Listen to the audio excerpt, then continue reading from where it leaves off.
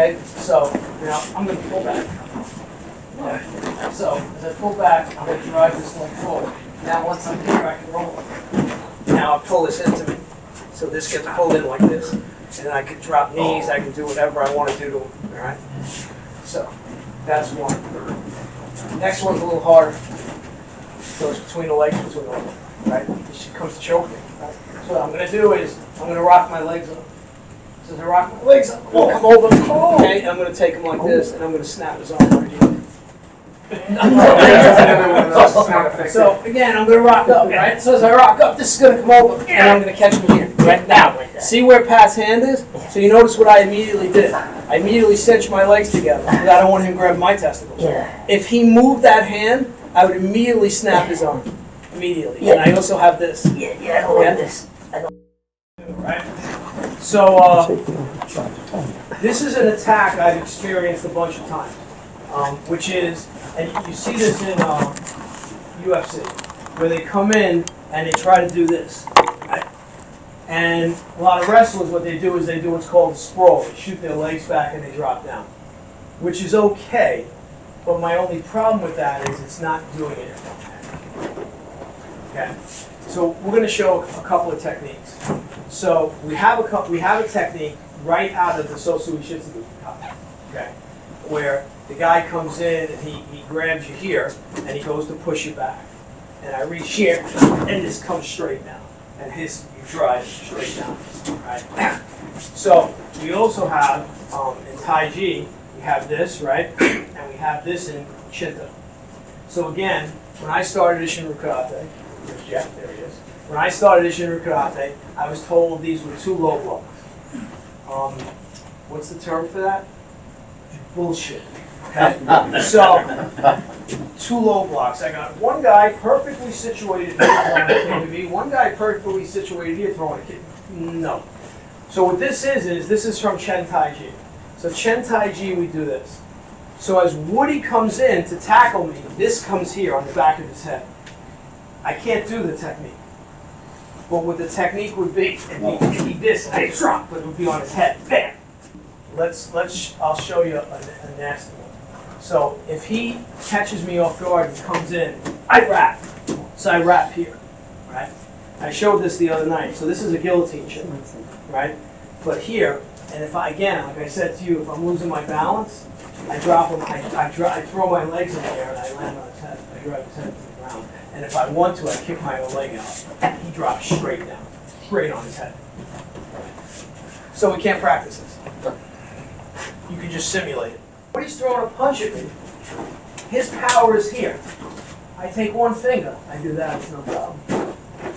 So when his power is coming this way, I change the power. I come this way. His face bounces right off the floor.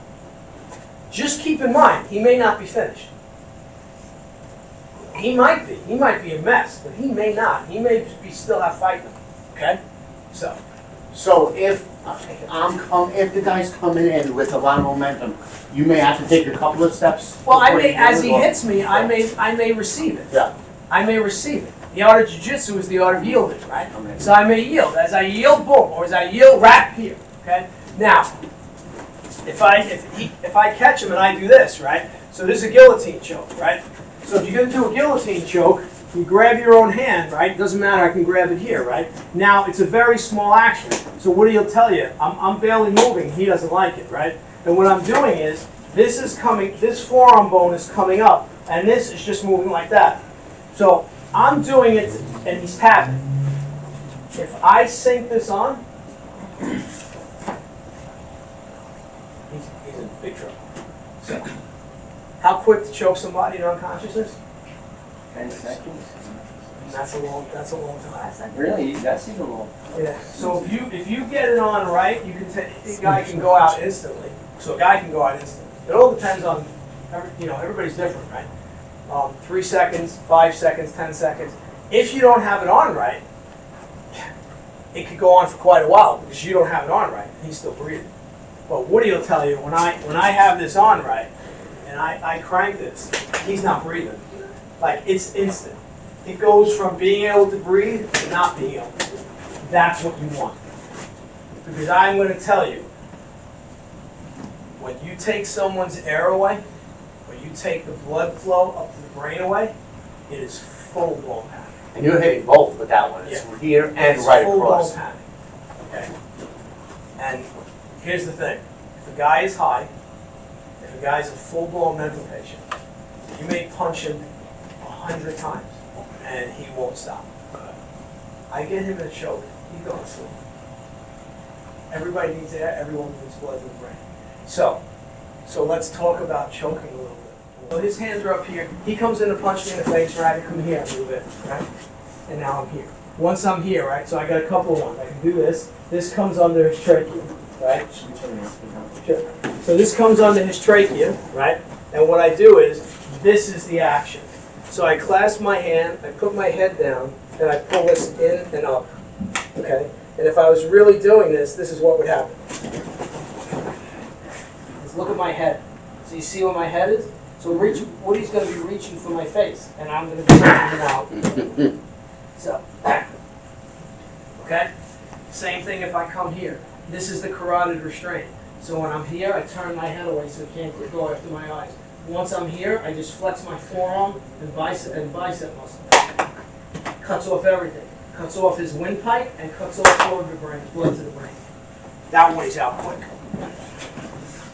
So, slow squeeze. So, however you decide to spin him, put him into position, it doesn't matter. It's a technique most people know.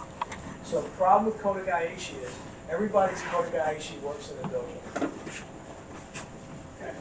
So, Kodagaishi, I see all the time, I see like this, and I see space in here. So if there's any space in here, your technique will not work in combat. It will not work. People say to me, why? Because as soon as he feels the pain, he's just going to yank his hand out. That's all he's going to do, and you're not going to be able to stop him. So there can be no space. No space. So now when he tries to yank his hand out, he can't. Okay? Now this would already be here to follow up and help. Okay? But there can't be any space. So this is true of any joint lock you're doing. So it was when we seize, as he would be coming this way with a punch or whatever we're doing, we wanted him to still be coming forward, and we reverse it and we go behind him. When we do this, he'll tell you it's a very, very different feeling. Okay? So this, I have to train people a special way to take this fall. Because they're going this way, they have to turn this way and jump over their arm in that direction. So when this is done fast, the guy's got to know what he's doing. He's got to be on top of his game. So we squeeze here, right? So here's the other key. The other key is the key pinky on the key finger on the grip initially is the pinky. Then this, then this. So they all have to squeeze in. So nobody pays attention to the pinky. But what he'll tell you, so when that's no pinky right now, he'll feel it, right? As soon as I cinch that pinky in, he feels the grip completely changes, okay? So the other reason this is important and what's good is because it works your grip strength. So when I'm doing this, everything is pulling. There's no space whatsoever. Now I just take this hand, I do that, and he's finished. Okay? So it's the setup that's important. Now you have to be able to do this, what? Instantaneously. And when he's moving, because you can just work on the joint lock. You can do it off a wrist grab. Come up here, right? You can grab this way, right? Or if you just want to, like I said, if you just want to work on the Kodagaishi itself, just so you get a feel for it. Once you have the technique, you can always figure out the different attacks you can do it against. You know, against the punch, obviously a weapon, doesn't matter. But I think tonight it's more important to get this grip. And we're going to do other joint locks where we're doing the grips. Don't jump, just go down. So if he goes down, I stay with him. And now there's other things I do from here. Maybe I stomp, break the elbow. I may drop straight down, drive the elbow here, right? My personal favorite is this one. Yeah, this one there, this spirally fractures. Oh, yeah. And when you do it, you don't stop. You and it just bam breaks everything. That's a bad. So you decide to try that real very slow. Pull in with the pinky, right? And you want to grab in the webbing. You don't want to grab around the whole hand. I mean, if the guy's got a big hand, I don't have a big hand. I can't control him. But in the webbing, there's also a point in the webbing. If I dig in, there's a point I can grab. But you can just go in the webbing. Now, same thing. All space is taken out, right? Now, if you want to use two hands, you can.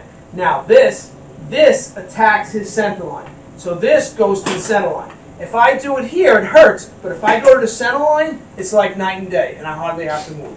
Other combinations is this comes here, we're here. This comes here, we're here. Okay?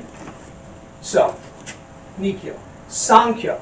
So Sankyo, when I come here and I do Sankyo, there's a point here in his hand that Ray will tell you, when I grab it and I do that, he really doesn't like it. Okay? And again, once I'm up here. Now, if the guy's really tall, this could be a problem for me. So a lot of times what I'll do is I'll pull him down and then go into the arm bar and do the arm bar. Okay? If I'm doing this arm bar, okay, and once I'm here, from here, so this is the concept, and I'll do a couple of quick concepts quick. If I do this, I'm not liking that either. this is equalizing power. Yeah. So, but when I do this, he doesn't like it. So all I do is I take my elbow and I touch my own waist. As I do that, I bring his hand up. He goes down. Okay? I do it fast, it snaps the arm. This arm bar, I never had anybody get out of. I got you in this, you are not getting out. I can tell you now. Okay? Now, I'll mention one other technique. So, had a massive guy, really strong, wouldn't go down. So what you do is you shoot your leg and you sit down. And you sit. So one of the things I came to discover is if I went to do an arm bar on the guy and I fought him here, he could resist it. So what I do is I never fight him here. I create a bite here. And now what do? Is right behind Jeff over there is a outlet. And what I do is I put my power in that outlet. Yeah. That's what I do. And if I want, I come here and I put my power in Pat's foot. Maybe I put it in someone else's foot. So I do this and people are like, what are you crazy? No. So what I do is I create a dot. Right? So I got him, I create the dot. So where's the dot? The dot is right up here in the air and I put the dot right up there. And Pat can't fight me. Because he doesn't, I'm not fighting him. I'm just putting my power in the dot. So it sounds crazy, but it's mind intent. So you never fight the opponent at the point of contact. Your power is focused someplace else. As you get more highly skilled at that, you can manipulate him like he's up and on the string.